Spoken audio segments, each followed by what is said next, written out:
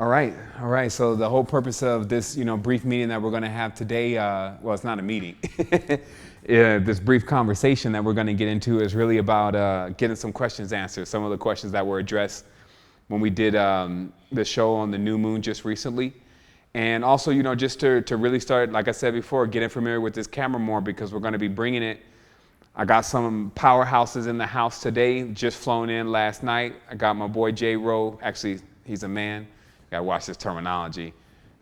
And this man over here, soul, well, he's a spirit, he's not a man. Okay, this is gonna go too far. All right, so anyway, we gotta use words. That's what I'm saying. So don't be hanging on every single word. Get the knowledge, see what's up. We're gonna look at connecting with everyone more, get really real about a lot of these topics and a lot of these subjects. We're gonna start off with some questions and see where it takes us.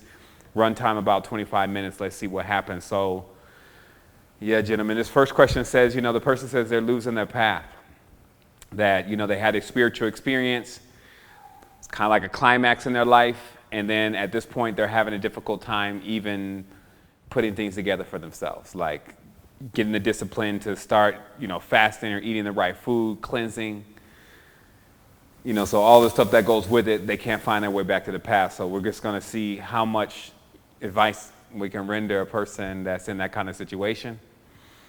And I guess I'll launch off, we just see whatever happens in the conversation. But I most certainly know that's why I was saying the value in mentors. Because sometimes it's not that we can't do something, it's really about, do we want to do something? And that's a big thing, because if you don't want to do it, you feel like you're being forced to do it, it puts you back in that same mindset of combat. Because that's like your parents trying to get you to do something that you don't want to do. Your school's trying to get you to do something that you don't want to do. So it's just triggering that. And now your expansion, which is still the most vast thing you can ever participate in, is hung up on the same frequency and aspect of the conflicts that you face in life. And so this is why I'm definitely learning like a whole new mode of communication. And that's why I can never get enough at saying that when someone tells you whatever their issue is, if you tell them that's bad, then you automatically are now have triggered the conflict frequency, and they're going to pick up right where they left off last time. So let's give you an example one more time.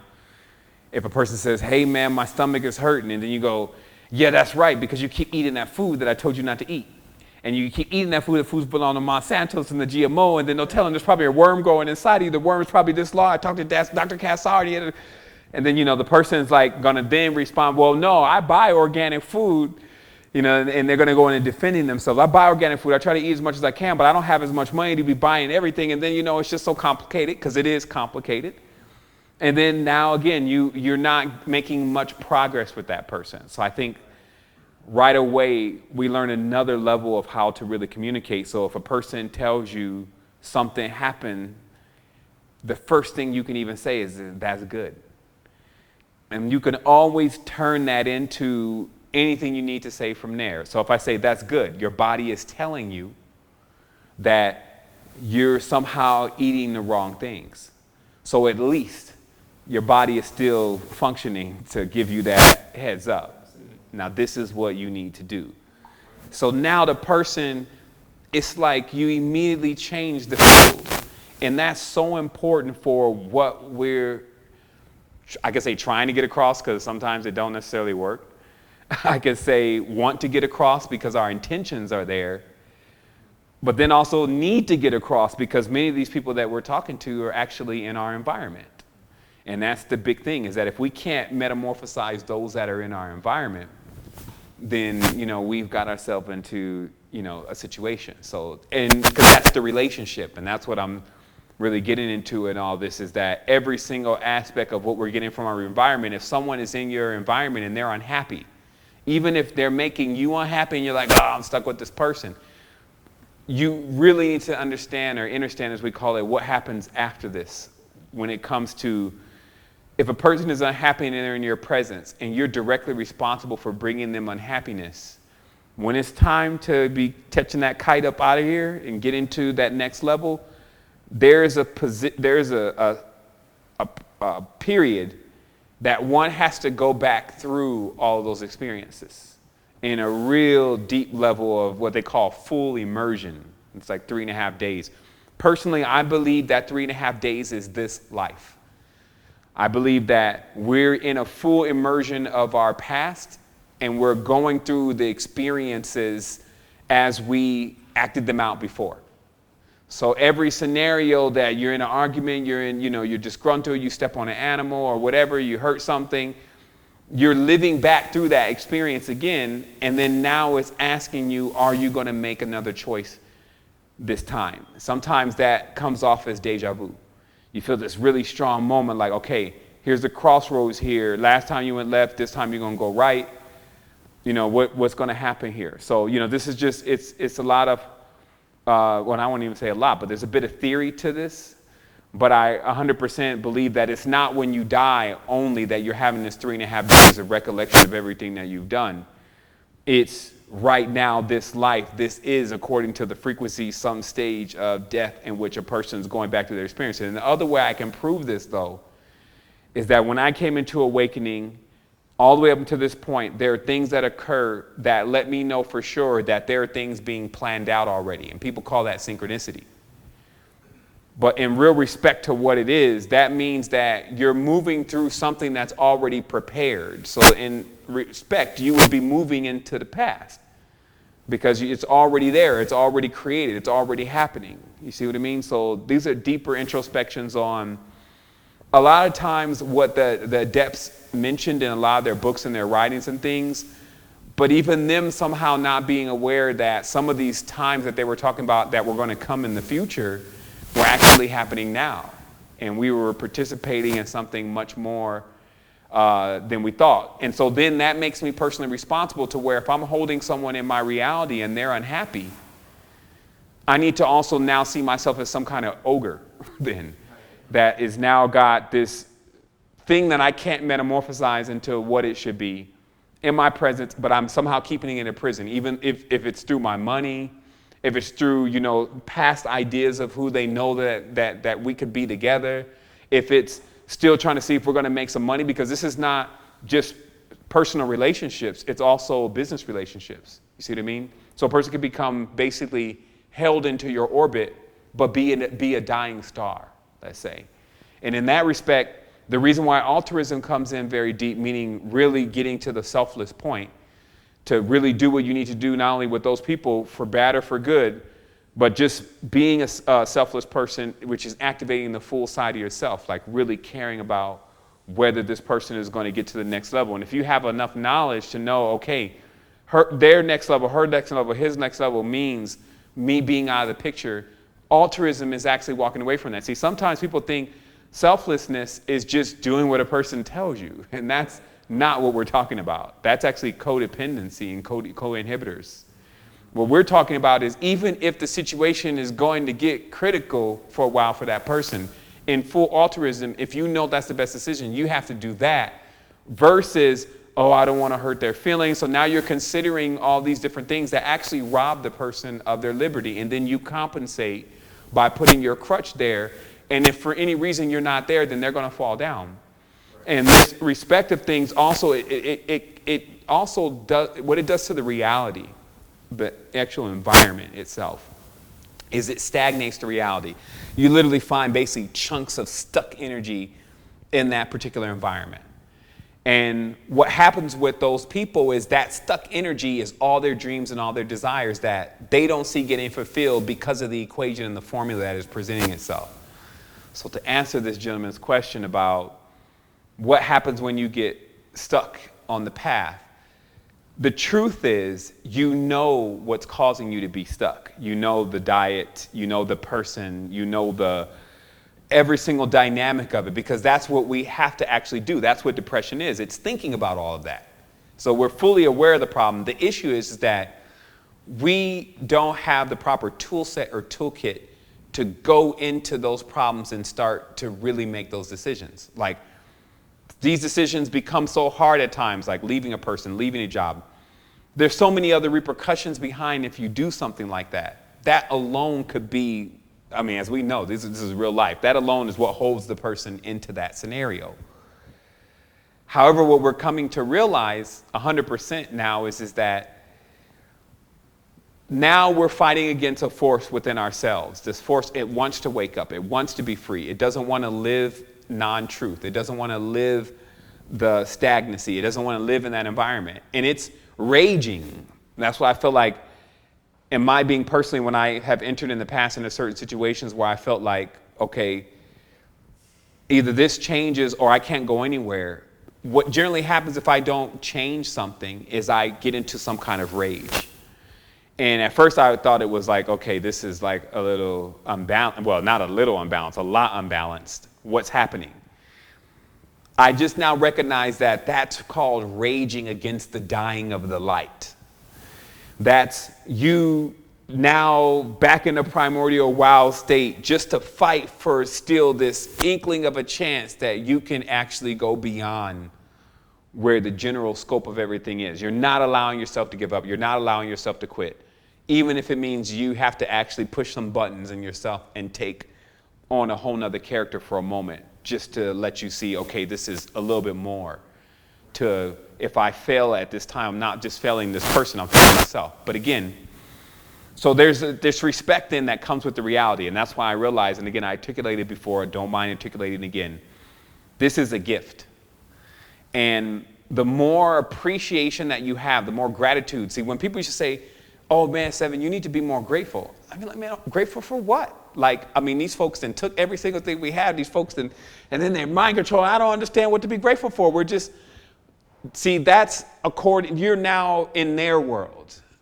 If you had your own world, would you be grateful for it? And how much would gratitude work as a tool? And how it works as a tool, gratitude flip-flops right away into the ability to allow you to tap into the feeling, the actual feeling that a lot of people lost about where they're actually at in the reality in the first place. What have they really gained? Like if you have children now, if you came from nothing, if you at least now can get on this computer, you know how to use it. I mean, small feats that were so gigantic, but now small, that are forgotten. It's because no gratitude, because then the person is just looking for the next thing.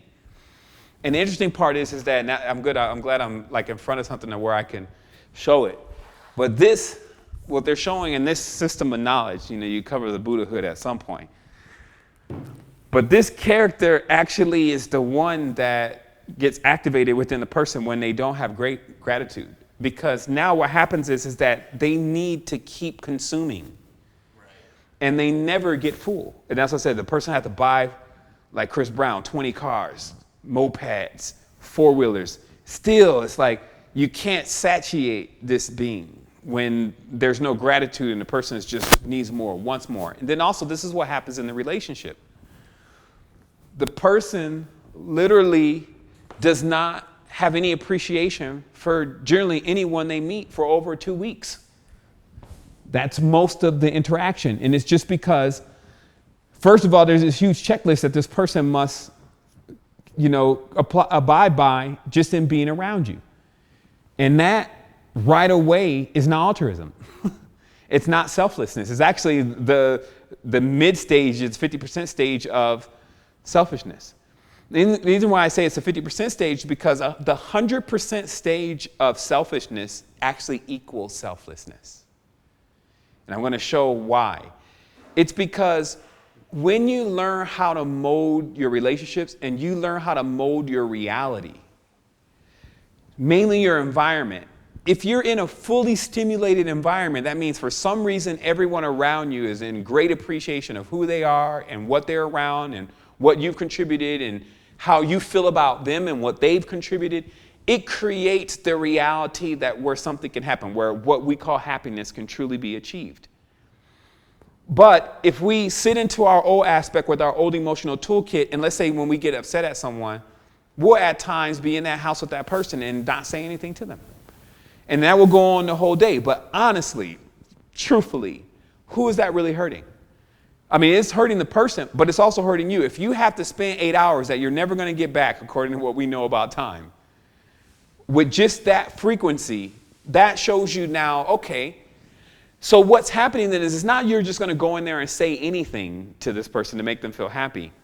What it is that now you're considering things a bit more, and you're looking at it and you're like, okay, if this person's not happy, then the whole frequency, you start looking at frequencies only. The whole frequency is not going to be to where I need to have it to get to the next level. I think that's like the true compassion. Yeah. Exactly, the compassion, but what activates that compassion? Because that's the other thing, like when you tell a person, well, have compassion, they just see themselves putting up with the person again. But the reality is that there's another level to this to where then as, let's say, this master in training, you realize that the issue is that the reason why you're not having the success necessarily that you're looking for, as long as you're willing to go back in. Some people treat other people like throwaways. They don't even want to go back in. But as long as you know that there's something really solid there, the truth is that we've been using the same toolkit to handle our issues since we were kids. And that's the emotional toolkit. We haven't learned other toolkits most of the time. And that's why a lot of these big organizations and these big time motivational speakers, they take out the time and they go to Silicon Valley. They pay their $8,000 to $15,000 and they learn how to speak to people. Because right away, when they invest that into themselves, they're investing in their own success right there. But see how this selfishness, because that, if you can look at that act, it almost seems like the person is going to go learn how to do something just so they can get results from the people that they want. What is more selfish than that? But actually, because of the experience that the people will have from that person after that, from how they communicate with them, it will be selfless to them. It'll be like, that's true altruism. They're saying exactly how I need to hear. This is changing my life. This is dynamic for me. So then you realize how this system in itself immediately feeds on itself to grow a rather massive energetic pool. And that's how some of the most successful people in the world that work with, expanding consciousness, giving motivation, those kind of things, that's how they've gotten to that level. They've used another toolkit. Now, there's a lot of different toolkits. In fact, what generally happens then is that when you start having gratitude for the people that are around you, you realize that since the whole thing is backwards, these people are not just around you, these people are connected to you in some strange way. And then what happens is if you're becoming the ogre for their life, this is a part of the connection. Somehow that they didn't become happy in their experience with you. And you realizing that this is going to play over again in your consciousness, and this is something that you're going to bear the responsibility for, you wake up in that moment, you become present, and then you realize that, okay, if I learn another tool set, if I get another toolkit, I can actually metamorphosize this person into what they're really looking to be. And I do care about them enough to do that. It's just I don't care about when I'm trying to actually do that, especially when I'm using the old toolkit, and it's not working. And then the situations that occur after that. Let me stop this and play it again. This is the height itself of what I learned in this last 3 weeks about everything. It's just crystallized into exactly what I said right now.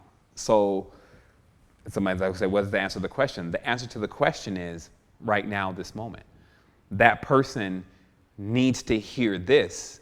See people talking about practical things. See the assistance there, like getting the whole altruism versus selfishness, even in their own lives.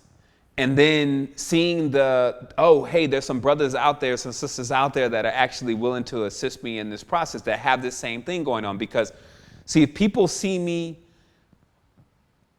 only as some kind of God, then they don't never think, hey, he could be human too. He's subject to other human problems. So we were laughing about that on the trip because, it's like, oh, the God bleeds. The God sleeps. Okay, this is strange. After a while, you start monitoring this person. They don't seem to be God-like anymore. The God shits. Oh my goodness, the God left a turd in the toilet. What is this? Is he testing me? It's not realistic. And for me personally, my lifestyle for the last 6 years has never really been tied into letting what people felt about what I'm saying impact me, for better or for worse. And I'll explain that to people, because if you take one, you got to take the other. So when somebody said, oh man, you really lost it. You're going to get burned in hell. You're going to get lava to drink. I can't believe that you said anything about Allah, and then now you don't like Jesus either. If I let that actually affect me, then this ends very fast. But on the same token, and this is what people have to realize, I also don't let you change my life. This is the most vast thing that I've ever heard. I will respect you forever. Affect me either. Because if I let that affect me, if I get into that, and it's just something you learn in the new toolkit. There's a yang that comes right behind that where the next person will go into you, and it will actually, you'll feel it. And then you start having certain expectations. And then you have expectations. Okay, great segue. Oh my goodness. So that's where we get to next, is the expectations. Because what the expectations are is the diametric opposition to gratitude. Instead of being grateful for what you have, you expect for something to occur. And this generally leads to what? Disappointment.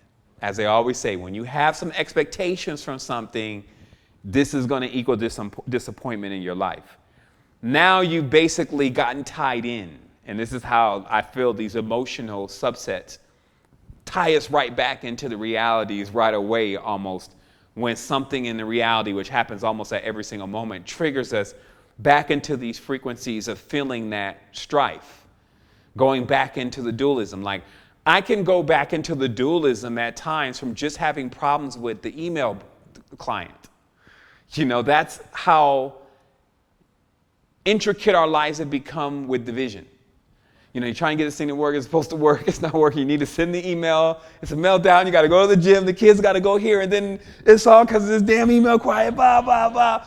It's so easy to trigger off that it's like a nuclear bomb. It's just like it gets one to centrifuge, and then next thing you know, the plutonium nights with the uranium, and then it goes into the ruthenium, and then next thing, mushroom cloud. And this can happen all in the morning. Like, I found that there was even things like when your stomach is kind of like acidic in the morning. You know, sometimes if you eat too late, you know, the system, if you've got high metabolism, it processes everything, but it leaves a lot of acid.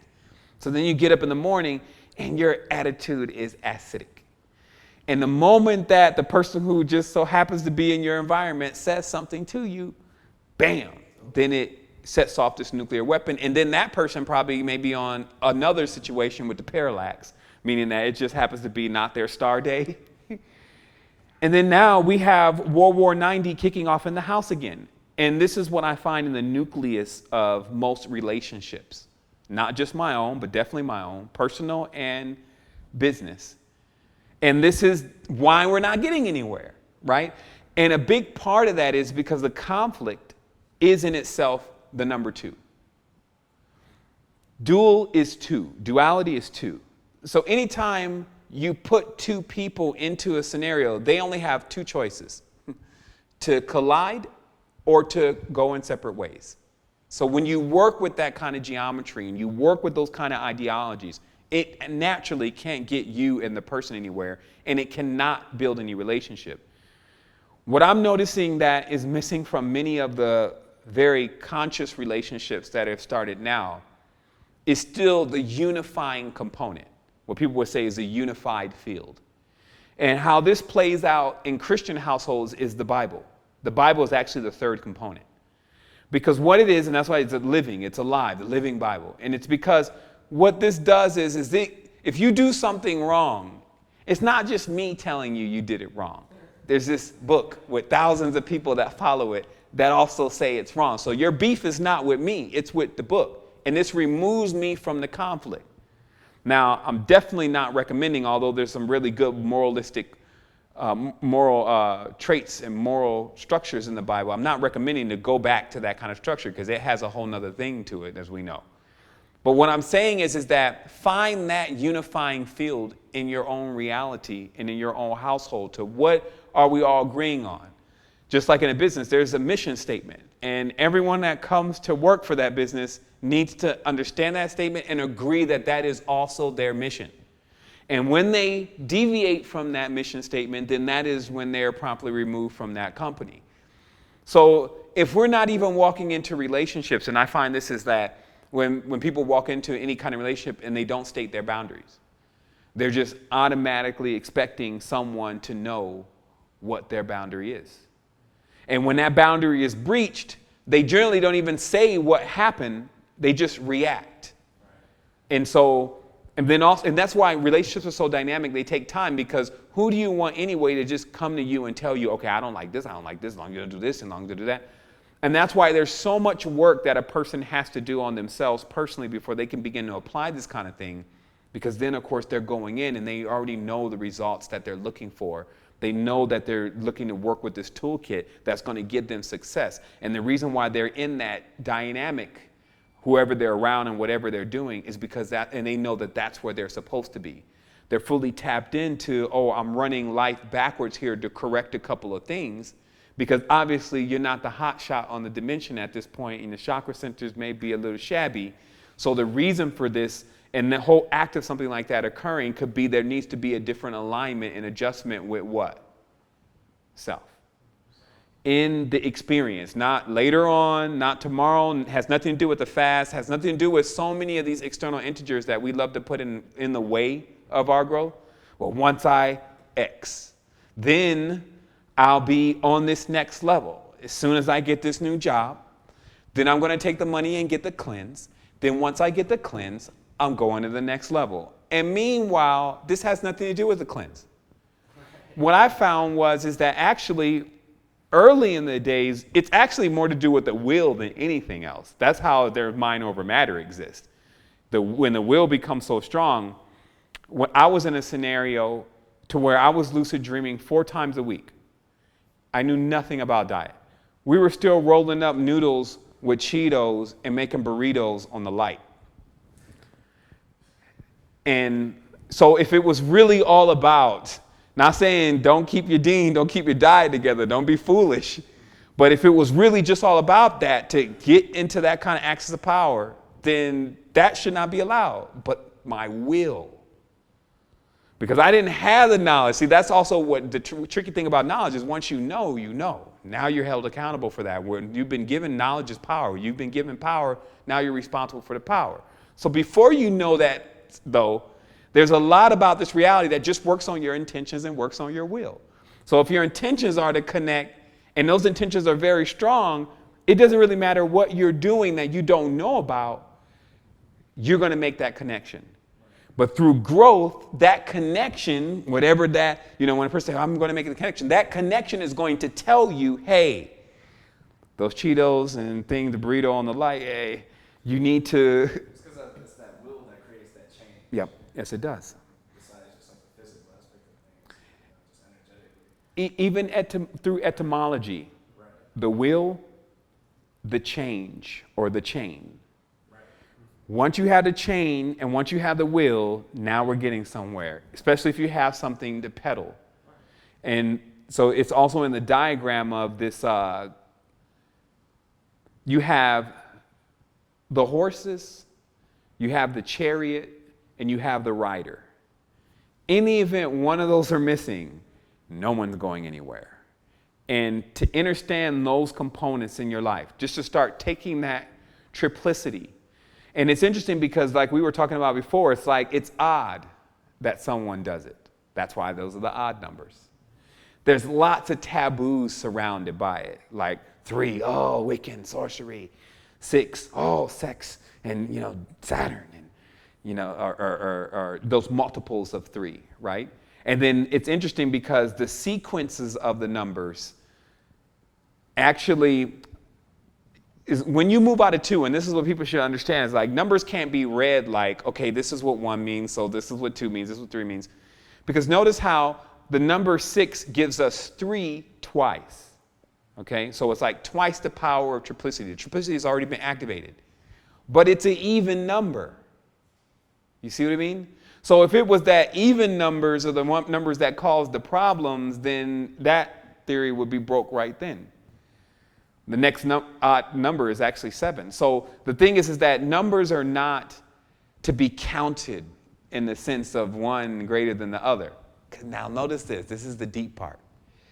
So if every number then is more of an archetype or an ideal, not a totem, because that's what's happening in reality. Every person thinks one's higher than the other person. So that's the real language, the numbers. So they bring the numbers right into reality, and then the frequencies are the numbers, of course, and they're like, okay, so it's all totem. But what happens if it's all archetypes, which it really is? And if we move one archetype from the whole thing just breaks. It doesn't work. It's like 1, 2, 3, 5, 6, 7, 8, 9, 10. And we work 1,000 years with that and never realizing there's a 4. You see what I mean? And then how that affects things, right? So, Exactly. It's going to even warp the construct. And I think that when I study now, what I see is I can see when something like that is removed, like when the two is actually removed. Two is in itself. It's not saying that the two, it's the transition phase. It's the reflection. Like when the being is all one and there's nothing else and there's no one to talk to because who are you going to be talking to? Nothing to take from anywhere because where are you going to get it? What do? Talk to yourself. You create this other thing that you like, you may be sitting there walking alone except for this consciousness that you're building. And for very powerful beings, that consciousness becomes rather alive, rather fast. That as you're breathing life into it and reflecting off of it, right? Because that's what two is. It's a reflection. And then that next stage, obviously, the triplicity, and then from there. So it's like once we can map out these ideals, and that's really what this is really about today. This is the beginning of something. To where we start to say, okay, so what is one really? And what is zero really? What is two really? And what is their archetype? That is when we can then develop a system that is very similar to the arbitrary component or the third component in dualistic situations and business situations. Anytime you have to make a choice. Generally, choices synonymously are at times meant to be two. They could be a lot of choices, but it just means there's a split. Right?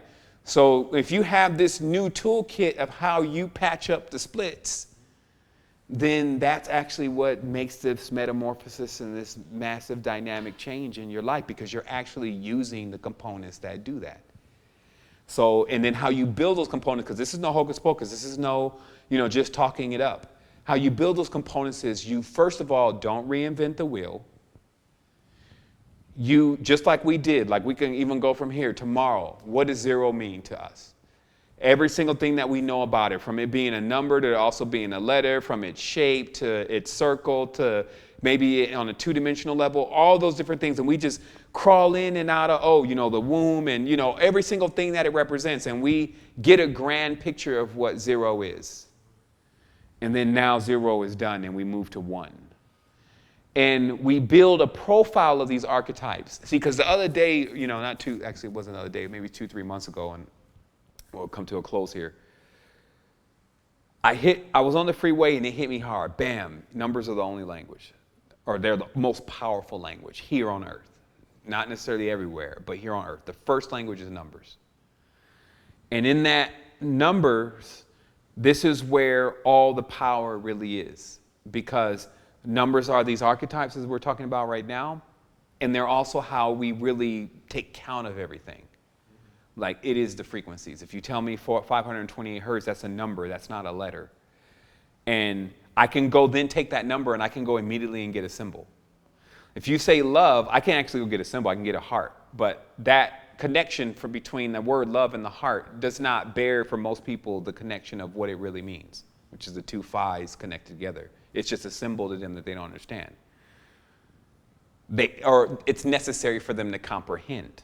And then they got to go deep in trying to comprehend it. Now that kind of still applies for everything. But what I'm saying though is that if you know a frequency, and then you can pull a shape from that frequency, like cymatic, you're going to have a much more deeper connection and a greater accessibility at pulling the knowledge from that number from something like that. So if I say love, and then I give you a heart sign, like this is even going to describe at all what love is really about on this earth, because love is hate too, right? And I'm giving this heart sign. I'm not going to be able to extract enough knowledge from that symbol unless I'm just arcane with it. Like if I can see the double phi, and I could get a whole story about the spiral, but think about how much you would need to know to just come to that conclusion. Versus if I told you 528 hertz and you pumped out a cymatic and you just put it on your wall and you sat in front of it and you start meditating on it for 22 days, anything that allows you to make a habit out of something, it's going to render something because it's the actual hard code. It's Mayat, okay? And that's the easiest way to put it. Mayat is math. And if it don't add up, it ain't truth. And that's how our people work. See, they try to make it like the indigenous and the people from the ancient times were like on a loose system. No. You say something to me. First of all, you can't deceive me in the first place, because why would we even deceive each other? That's the first level.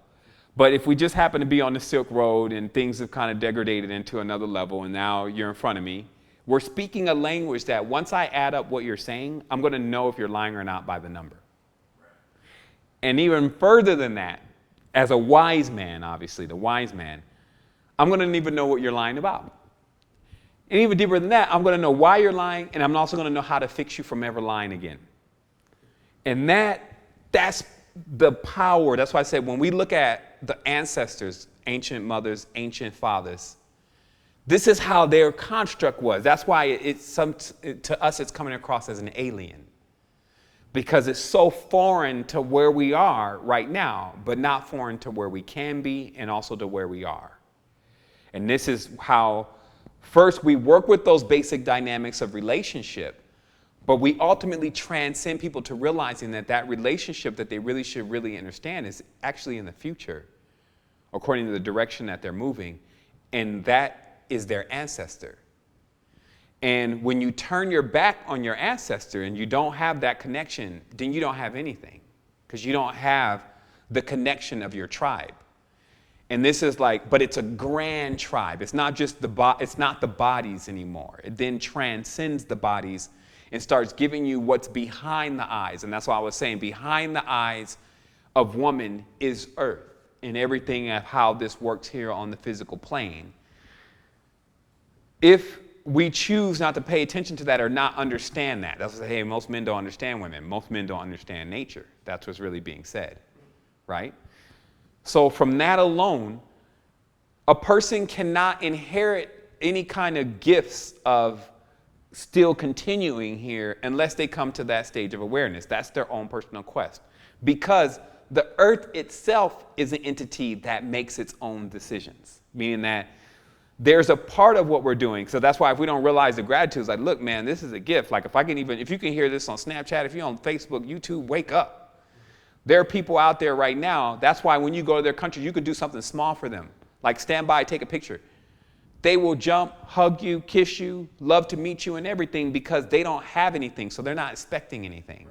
And in this culture that we're in, everything is so automated. It's like people, even the people who don't even have a strong financial stance are still used to getting this automatic, whether it's the check, whether it's the email, whether it's the food bought to the store rather than having to farm it, at the gas station rather than having to refine it, in every single part, whether the communication instead of walking over there, just a phone call. So there's so much stimulus that says, hey, basically you order it up, it comes to you. When we get in front of people, we sometimes then can't switch out of that robotics, because that's why the computer is generally between everyone now with the cell phones and everything. Can't switch out of that robotic nature and say, oh, okay, now there's a live one in front of me. And now I need to learn how to switch out of binary and now get into a real relationship with this person. How you doing? You know, what's going on? Yo, we got to get up out of here. This shit's crazy. The ancestors, and you can get into a real connection with that person because now you're not trying to talk to them like they're your iPhone and that you expect for them to be able to download your messages and that you need them to be here at 2 o'clock. And so that's what's happened in the reality. That's what the entrance of this technology, for better or for worse, has been doing on a slow basis by those who have a darker will in controlling people with how they respond to one another. Because see, that started with racism, as we would call it, but it reached worldwide with the human race. That if there can be something that separates each of us to make us to where we don't not only appreciate one another at all times so we can show love to one another still, and then also realize the full respect of where we are so we can capitalize on the moment. 3 powerful men alone, people on the camera, people listening, your house, your neighborhood, in one accord and realizing the connection with everything. That's where this whole, like people who are saying that I'm trying to do something, I want to accomplish something big. This is it. We're giving them the formula right here, because all those people that are around you, if you cannot metamorphosize them into the grand vision, it's because your toolkit. So then you just go back, learn another toolkit. And that's why a lot of people, they start to feel like they're too old to learn anything. But like, you was even taking the piano lessons. You could go take yoga. You could start jujitsu. You're not dead yet and you're far from it. In most people's cases, I don't care if you're 90, you can go and learn something, get a new certification. There's some point now, there's a frequency broadcast and let a person think that, hey man, you can't be making any more career moves, ain't making no more decisions. You can't jump out of the box. And it's like, whoa, that's not the truth. The truth is that, you could do your thing. Just to echo Sevan's statements, we have to remember our regiments and what are we doing and how are we doing it, and also you just touched upon a point which would be doing new things. So whether it's you're doing something new with your piano, whether you're doing yoga is going to affect your body and your energy, piano is going to affect the brain. There's so much information. So what's your regimen? What are our regimens on a daily basis, and how does it correlate into what we want? So if you're going to school to be a psychologist, you're not going to focus so much on maths per se in that arena. So if you want to change, you want to get out of a rut, the rut normally means like we have grooves in our brain that come from doing the same things over time, and that's how we learn. Those things are great, but then there's also, what you would call good and bad from those things. You can get caught up in that rut and then get stuck if you can't find your way out. So you find a new way, a new method, and then you change up your routine, you trick your brain, you change your body, you eat new things, you Google new things, you not necessarily say you hang with new people because we all, have a loyalty to our people, but you ascertain new things into your field across the board, and after a while it sinks in. And then there's also something that worked for me that was great, which are affirmations. Affirmations are great things. It doesn't even have to be anything via language or anything. It could just be an overall feeling of happiness or harmony or bliss or love or whatever your intentions may be. Seven states it all the time, mind over matter, that's what it is. So, if you have your mind in a rut, literally, we get ourselves there. So when I get myself out of ruts, I change my routine, I change my regimen. I'm a very practical person, but I do like to switch up my regimens at times just to mix it up, just so we can do and feel different things. So that could be some things that's very helpful in not necessarily altering our path, because no matter which way we go, we're always on the path. So you're always on your own path, even in being in the rut, because it allows you to see the mistakes and everything that comes from that, and you learn, and you meet new people, and you do new things. But it just allows you to expand at that point. It's like we're going down a highway that only has 2 lanes, and it's like somebody's in that lane in front of you, and you can't get past them. So all of a sudden that lane opens up to 4 lanes. Now you, and then you out. So just keep it moving. So it's similar to that. You open up that highway in your mind, open up that highway in your energy body, open up that highway in what you eat and what times you eat. Look up different methods to eat, circadian rhythm. There's so many different things that you can tap into with keywords and so much. It's like it's literally limitless. So why not tap into that and figure out ways of just doing things that are new, trying them, building with people about them, asking yourself questions, monitoring what you feel, when you feel those things, taking notes about yourself. We know so much about everything else, but how much notes do we take about ourselves? What time do we wake up? What do we think when we first wake up? What's our favorite food? What colors resonate with us? Those things mean so much more, especially as we get older, because we have Alzheimer's and all these things that come into play. So those ruts create the Alzheimer's. Those routines that are not helpful and not expansive create those. Now you lose everything. You lose your memory. Yeah, you want to forget. You want to forget. Yeah. So just to add on a little bit. Yeah, that's. I think as far as my personal experience. Yeah. To actually create those physical changes, it requires motivation. But it's like, where do you draw that motivation from? And it's also the stimulation factor. It's like, accomplishing something can be a good stimulation. It's like it gives you that will to go take it to the next level. But then eating that piece of candy is a stimulation too. But they can also bring you down. So I think it's like being aware of my own what can stimulate me to motivate myself to keep making those physical changes, rather than just feeling like, oh, I got to do this or that, and because that becomes more of a burden to me. Yeah.